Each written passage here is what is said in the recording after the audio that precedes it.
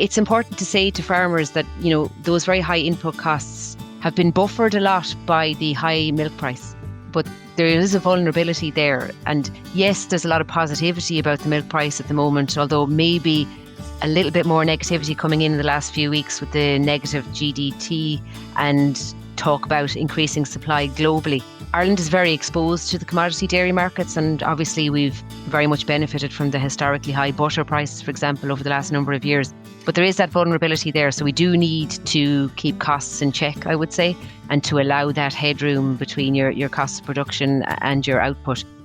Preliminary results of the 2024 National Farm Survey were published at the end of last month. Dairy farm income rebounded substantially from one of its poorest years in 2023 to post the second highest figure ever in 2024. To understand the survey a bit better, I'm joined by Dr. Emma Dillon, economist and senior research officer at the National Farm Survey. I started by first asking Emma to explain the mechanics of the survey. We've been producing the NFS since we joined the EU, and each member state is statutorily obliged to provide that data to the Commission. And as you rightly say, there's a lot of coverage about the report every year, a little bit too much focus on the average farm income, I would say. And depending on the outcome, there can be both positive and negative takes on the data. I suppose it is important to say that we're obliged to provide the data, and that is done across Europe, and it allows for this farm accountancy data network data set for a comparison across countries. So in an Irish context, we work in conjunction with the Central Statistics Office. And so they know from their Census of Agriculture every 10 years and the Farm Structure Survey in intervening years how many farms there are in the country. And on that basis, then they provide us with a template on farm size and system, and they provide us with a list of names and addresses. And then our farm recorders, about 16 of them now working across the country, they'll canvass farms to come into the survey every year. And we survey about 900 farms, a little under 300 dairy farms in 2024. And that allows us then to look at farms across size and region and provide that kind of information that feeds into the report every year. So does that, from what you said there, does that suggest that you're actually a changing population from year to year? We'll say it's not always the same farms that are in the survey year after year. Absolutely, yeah. Farms come in and out, and I suppose we've seen a bit of change over the last number of years because a lot of our farm recorders all joined at the same time, and some of them, quite a few of them actually, have retired in the last few years. And so sometimes that's an opportunity for a farm household to also exit the survey. But we retain a lot of farms, but there has certainly been a bit of change in the last number of years, I would say. And I also meant to say that the survey is representative of about 88,000 farms nationally. So the CSO then will provide us with weightings that tell us how representative the farms we survey are across the country. And so the gap then, because there is a gap of about under 48,000 farms, that's farms with a standard output of less than €8,000. So small farms that we would survey periodically, and also pigs, poultry and horticulture. We do collect data on pigs farms and report them to the EU, but they're not published in our survey every year. And we actually have a new project starting, funded by the department, which is looking at piloting data collection on horticulture and poultry farms. But just to say, I suppose, we're representative of the vast majority of Irish agriculture and 96% of livestock, in fact. Continuing to focus on the mechanics of the survey just for a minute, like those recorders are calling maybe monthly or quarterly or whatever, they're actually capturing every bit of data that comes in in the form of an invoice or is paid out in the form of a check or whatever. So everything that you account for is literally down to the cent of what's gone in and out of the farm in the given year. Absolutely. I think it's incredible really how much trust there is there between the farmer and the farm recorder. And it is a case of visiting a couple of times a year, going into the kitchen, going through the invoices, the statements. I guess we have seen in the last number of years more digitalization of that data flow. Some farmers will allow the recorder access directly to online data, be that from the processor or the bank or whatever. And others, the majority, will allow the farm recorder to access data from DAFM. So that all makes the process much more efficient from our point of view. You're not collecting data twice. The data is validated and it's robust. And it also frees up a bit of scope to collect new data. And I suppose we have very much increased the environmental and social data that we've been collecting in the last number of years. So the NFS and the FADN more broadly had very much an economic, technical focus for many years. But I guess in the last 10 years, in an Irish context in particular, we've been kind of broadening that scope to better measure sustainability. And now, Europe wide, the FADN has transitioned to the Farm Sustainability Data Network. So a lot of countries haven't collected that kind of data before, but from this year on, they are trying to do that in a better way. Okay, and just maybe you may not be able to answer this question because obviously it's the recorders are dealing with the individuals. But would you get much feedback from people who will say that maybe hadn't been doing recording of any sorts, really, bar dealing with their accountant as they're obliged to, obviously, in terms of the benefits that they've seen from the recorder actually beginning to record the information for them? And I suppose the reason I'm asking that is we talk about benchmarking a cost and so forth, and people... I don't know, did they close down, or is it just the thought of having to sit down and do all this themselves that puts them off of the idea of it? But so I'm just interested to know what the perception of people that were new to the survey and following the engagement with the recorder, what kind of a viewpoint did they have on it subsequently, like? I think they have a very positive viewpoint, and the feedback from the farm recorders would be that they do like that benchmarking element. So it is important to say that participation is completely voluntary. They're not paid in any way, but they do get a report at the end of the year with their economic performance and a benchmarking of that across different farm sizes. And it's a good comparator for them of their peers. And in recent years as well, we've been providing the broader environmental sustainability data. And that was very much driven by the fact that the NFS was collecting data on the signpost farms. So I would say that farms tend to stay in the survey and they find it a very positive experience on the whole. And they do build up this very good relationship with the farm recorder, I would say. You effectively keep a farmer on the survey until they decide to bow out themselves, or what way does it work? That's generally the case, yeah. But there'll always be a certain amount of flux, and family circumstances might dictate that they don't stay on. But there has been a very good record of farmers staying on the survey, certainly. So naturally, your numbers level out at the 300 every year, kind of for the dairy farm element, basically, that because of that constant flux that you have. So you lose some, you gain some. Absolutely. And because you have this sampling frame from the CSO, we can tell where we're vulnerable in terms of farm size or farm system. And we know that we need to canvass and take on more farms in particular size and system classes, and then regionally, of course, as well. Yeah, so that maintains the representative nature of the survey. Yes, absolutely. And then sometimes you'll see that we have to reweight the data. And that's simply because the census of agriculture only takes place every 10 years, and that's a full survey of farms. And in the intervening years, every 3 years, they do a farm structure survey of a subset of farms. And I guess we've seen quite a bit of change on the dairy side post quota. And that then allows you to know where the dairy farm numbers have increased. And we've seen, I suppose, an increase in non-traditional dairy areas. And then you know that you need to collect maybe more data in those areas in particular, for example. Yeah, actually, just as you mentioned it, I was actually surprised with the change in the numbers in the regions away from the strong dairy area. The original strong dairy areas is quite substantial, actually, isn't it? Yeah, I think they have had the capacity to grow. I suppose that maybe we haven't been, you wouldn't maybe say is to the same degree in the traditional areas and in the south, maybe in particular. I suppose there has been a discussion about the move maybe in some areas from tillage to dairy, and also those farms in the East and Midland region in particular, over the last number of years, looking at the NFS data, they're quite a different beast. They're using a lot more hard labour. They're larger farms, higher input costs. It's interesting, but they're just on a larger scale, some of these new operations, certainly. Okay, so to focus on the numbers, I suppose 108,000 is the headline figure, and as you said there, you don't like that average, and I don't think a lot of people like that average, to be honest. But explain the 108,000 figure, we'll say, Emma, just what does it actually cover from the farmer point of view? We'll say, is that 108,000 that's kept in Bank of Ireland or AIB account somewhere that they're after making, or how does it reflect, we'll say, if you were to compare it to the salaries that we earn on an annual basis ourselves? Okay, I agree, Stuart. I suppose there's a lot of criticism sometimes about that number. Again, going back to the methodology, that's the number within the FADN. And I suppose in simple terms, it's the return to family labour, own land and capital.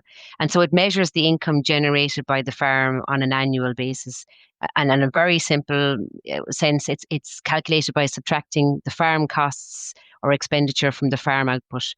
So you're excluding the value of farm labour. However, we do adjust for that ourselves. So that 108,000 figure that you spoke about, if you adjust for the labour, and we know that in 2024 the unpaid family labour was about 1.43 labour units, and that gave us a figure then of about 80,000. But you're right, the farmer has to pay him or herself out of that, and of course there's tax liabilities and other elements that have to be considered. If we compare it to a salary, I suppose it is different because at source you have that tax, deducted and PRSI, etc. So it's not a simple comparison, certainly not. And I suppose the other thing to say is as well, if you're salaried, it's a very predictable figure. The same amount's going into the bank account every month or whatever. We know, and we've seen, huge volatility in family farm income over the last number of years, and I suppose that needs to be borne into consideration as well. Yes, 2024 was a good year. 25 is going to be a good year, you would imagine. 23 was a very difficult year. So I suppose it's important to emphasize to farmers the need to take the good with the bad and to take account of income averaging and all of those tools that are there to try and smooth out that volatility, which has become increasingly apparent in recent years. Yeah, so I'm glad you went that direction there now, because I just wanted to ask the question about, so the 24 figures, as you said, are very good, and 25 looks like it could be the second best year ever potentially, or it'll be up there on a par with 2021 looking at the numbers as it currently stands anyway, and could potentially go quite close to 2022 maybe, but maybe not just get there. But just in terms of the actual survey, like what we would have seen, and Patrick Going would have said it middle of or early last year, like farmers aren't going to have money until September basically, and he was proven quite correct in that, as I said to you earlier, that once we hit the middle of September, or just around the time the milk checks came out for August basically, in or around the ploughing time, there was a complete mind shift, or a complete change in mindset of people. People became very positive all of a sudden, and we would have tied it, I suppose, into the fact that there was money back in the account again for the first time in the whole of 2024. Yes, you have a very strong figure showing there, like we'll say plus 113% in terms of dairy farm, average family farm income 24 versus 2023. Does the survey capture that lack of cash flow, we'll say, that might be associated with that volatility that you've spoken about? I think it's a fair point, and in a way it's a crude exercise because it doesn't take account of those dynamics, and that's not to belittle the challenges that are there for farmers day to day, week to week, particularly in a poor year. But I suppose in simple terms, it does take account of the outstanding bills. They are there starting off again into the next year. So the expenses are recorded when they're incurred, and the income is recorded when it's earned, but the liabilities are accounted for there in the balance sheet. I suppose we don't focus hugely on cash flow, but other elements, I suppose, within the organisation would. I know it can be a focus for the specialist, the KT, and using Profit Monitor, etc. But within the FADN, there doesn't tend to be a focus on the figure, although there is a figure calculated there around kind of current cash expenditure. But as you say, it's difficult to take account of that dynamic movement because the data is recorded at a point in time, or I suppose reported at a point in time. So, like, I suppose what we're saying there really is that, like, you can have this very good level of performance, but you may not have a huge amount of money left over because of carrying the can for 2023 out of 2024. So people will be in a better position after 2025 because they'll have had a strong year in 24. And they should have a good year in 2025, obviously, then as well. Yeah, I think that's a fair point. I think what is interesting as well, looking at the data, is that levels of debt tend to be quite low on Irish farms. Irish dairy farms obviously have more debt than other farm systems. About 70% have farm debt, and the average debt is about 150,000. So the debt to income ratio looked good in 2024. It looks poor in a bad income year. What is interesting is if you look at the data over the last number of years, a lot of investment is funded out of cash flow. That we haven't really seen a huge increase in, or much increase at all, in fact, in terms of debt levels. And we see that in a good income year, a lot of that money is actually ploughed back into the farm, as it were. And I suppose we've seen challenges there around interest rate movements in the last number of years, but still a very positive situation across most farms. Again, we're talking about the average. You're going to have some farms that are under pressure due to expansion or, large scale capital investment or whatever. But on the whole, the system is quite healthy in that regard, I would say. Okay, so there's probably two sides to that. Obviously, the lower level of debt is a good thing, but the management or the investment out of cash flow is probably a bad thing in that it does expose people in the likes of the 2023s that they can come under pressure.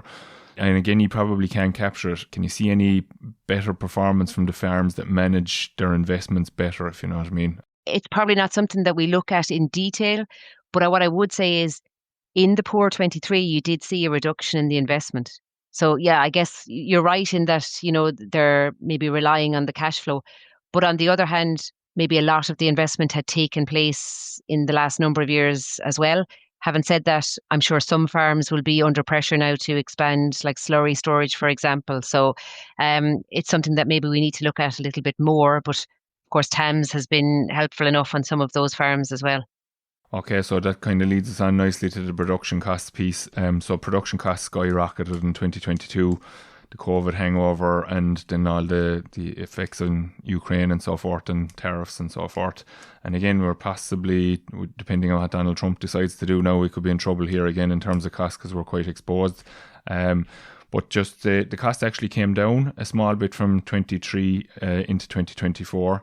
And they would have dropped obviously a little bit from 22 into 23 as well. But from your perspective, and you're talking about that further investment maybe in terms of slurry storage and so forth, that's going to drive up the fixed costs, we'll say. So the depreciation is going to increase if people invest in that and so forth. And while it's not a cash cost, it's still a cost.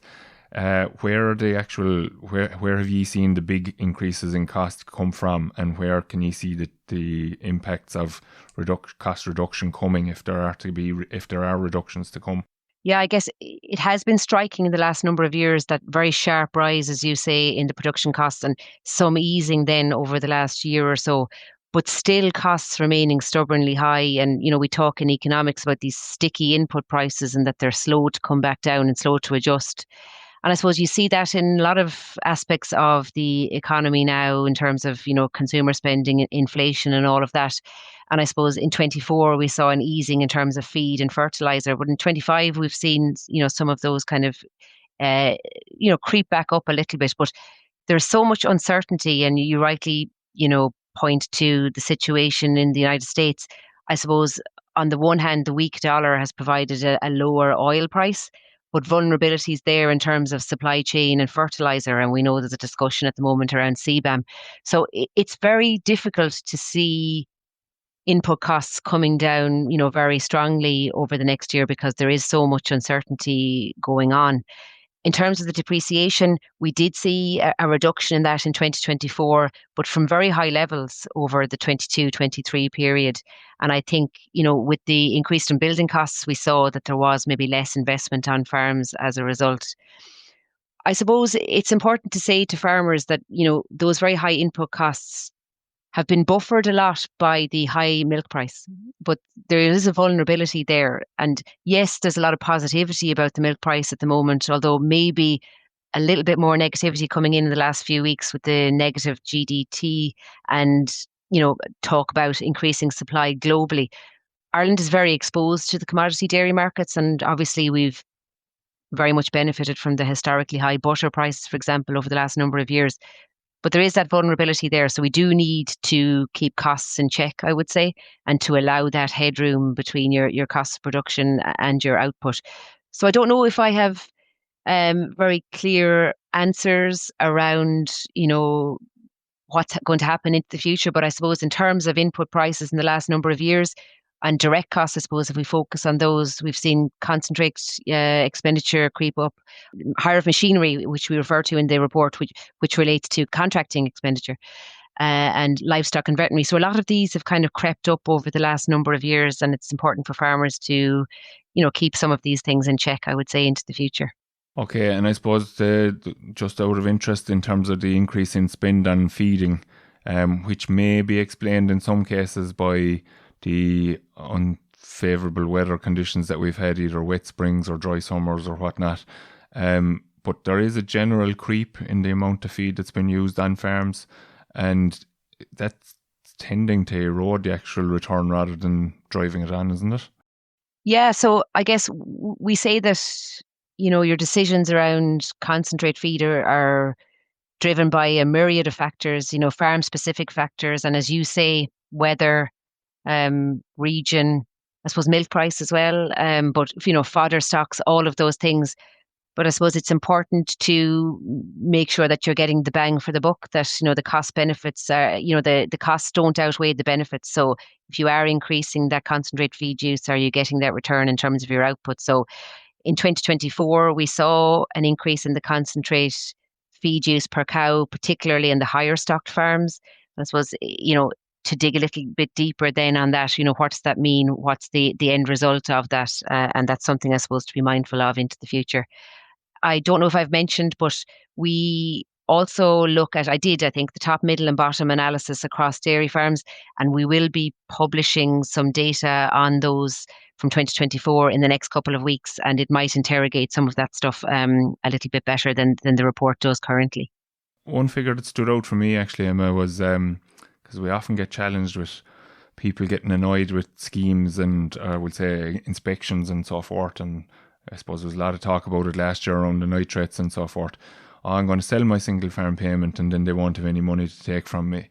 But at the same time, just short of a quarter of that 108,000 figure that you reported the other day came from direct payments of one farmer or another.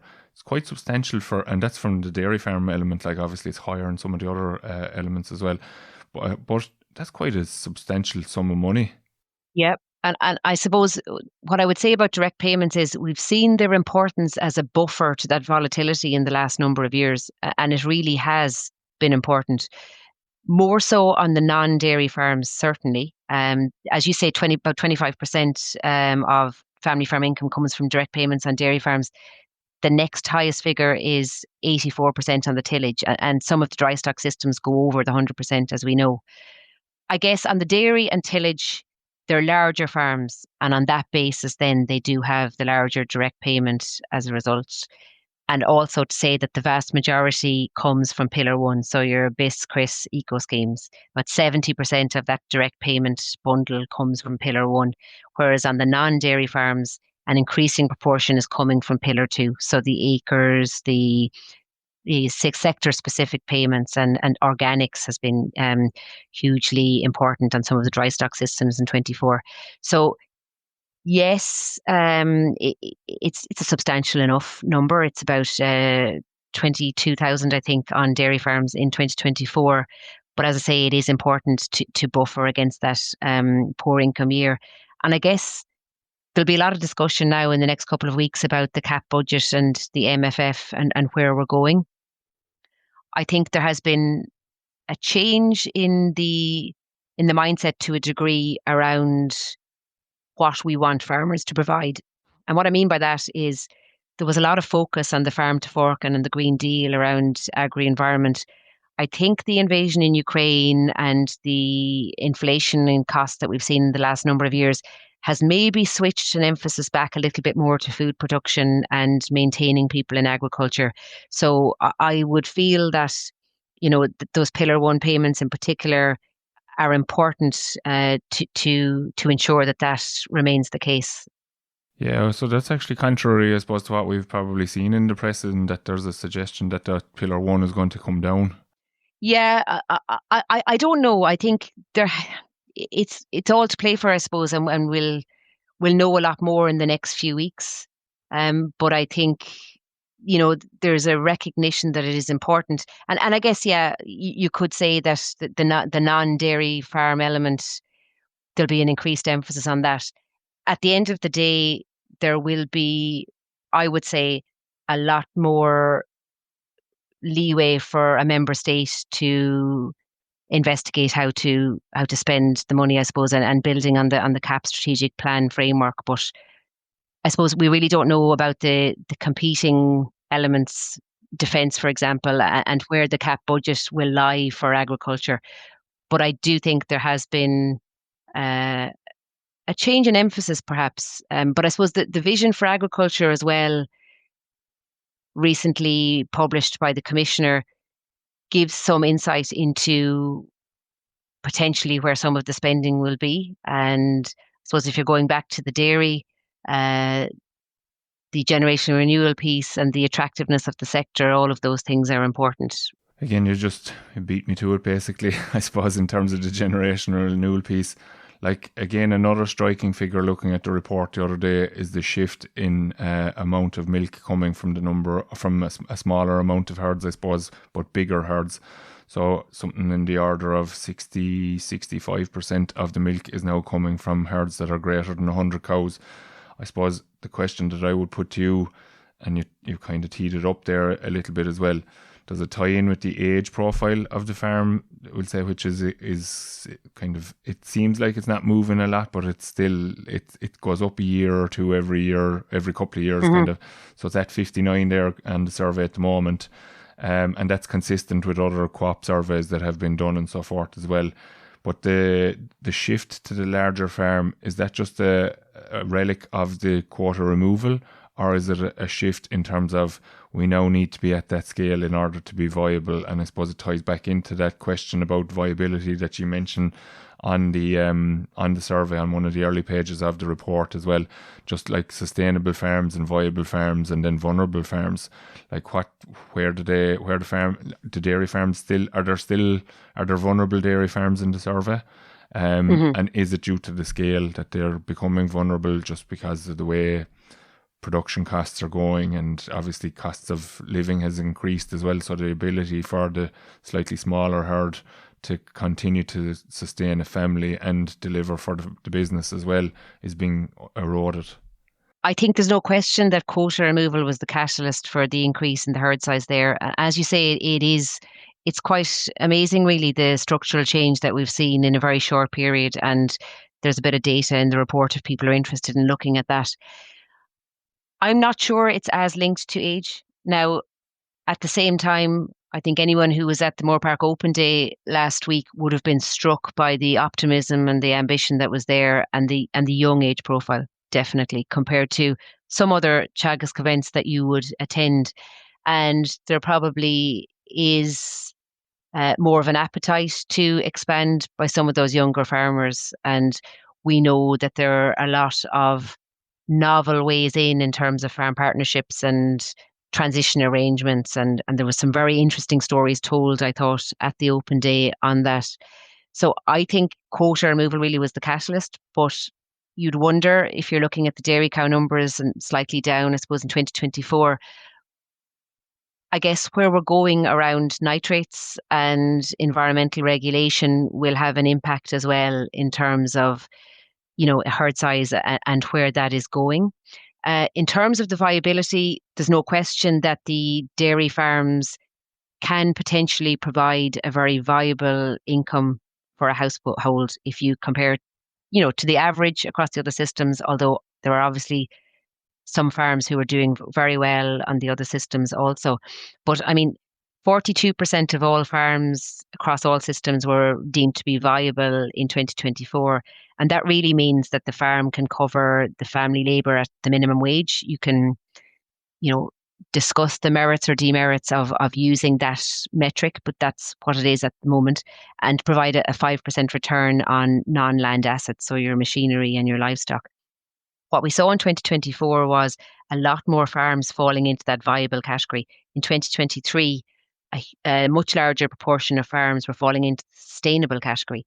And that meant that although the farm business wasn't viable, it was being sustained by the off-farm income. And no more than when we spoke about the direct payments being a buffer earlier in those poor income years, off-farm household income has increasingly been a buffer in those more challenging years, and I suppose on the more challenged farm systems.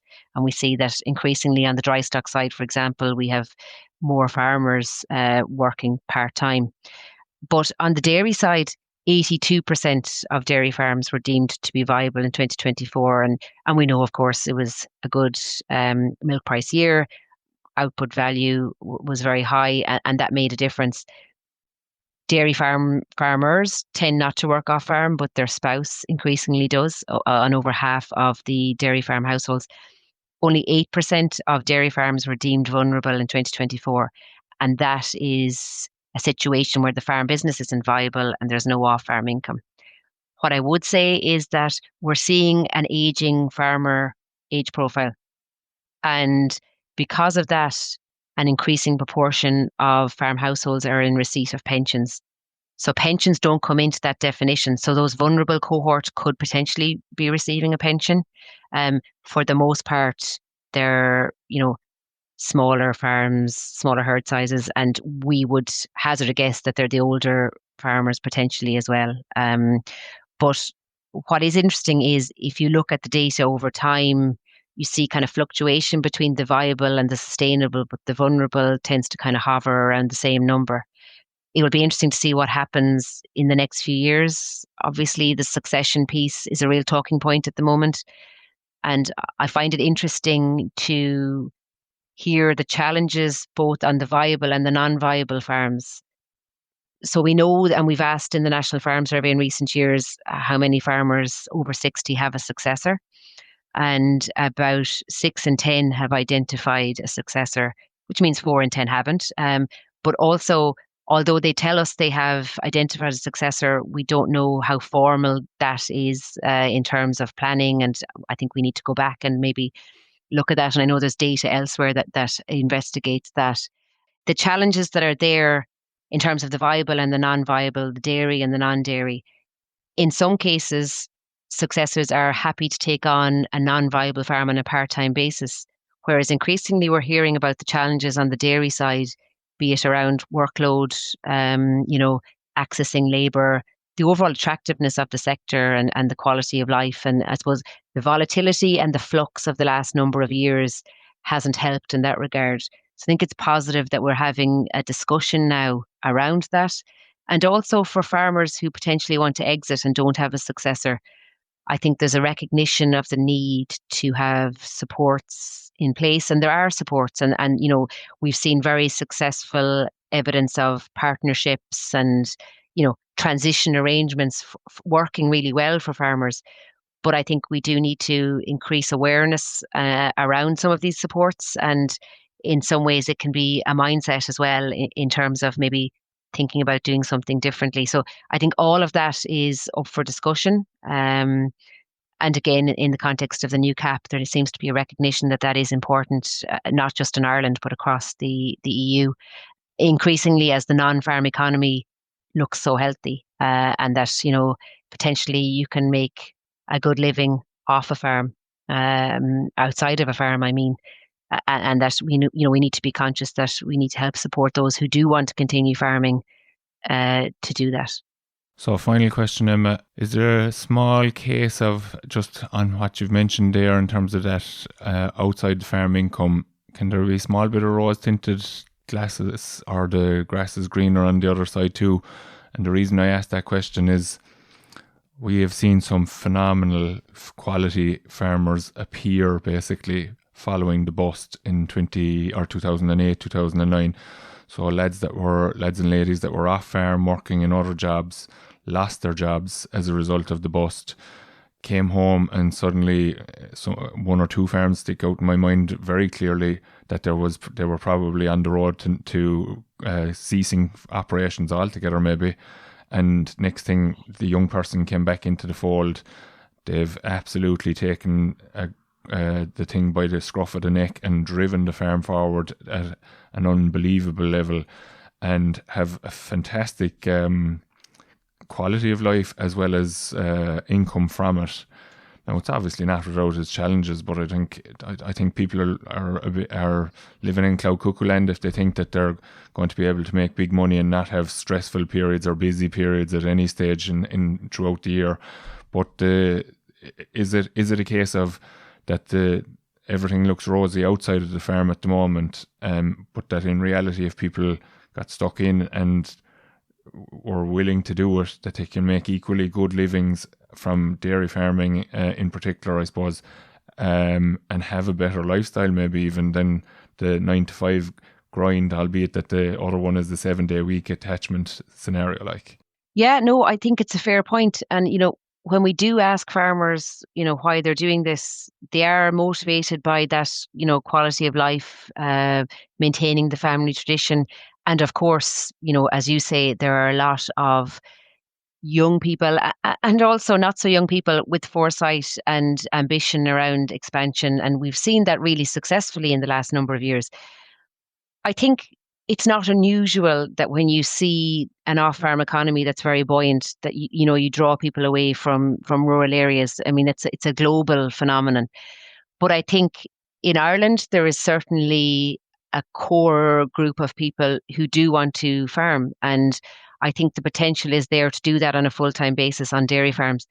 But I think we need to ensure at both ends of the spectrum, again going back to the generational renewal piece, that you're able to facilitate and support the young farmer coming in, be that in terms of access to land and access to finance. And we know that there are probably, good supports and mechanisms in place to do that.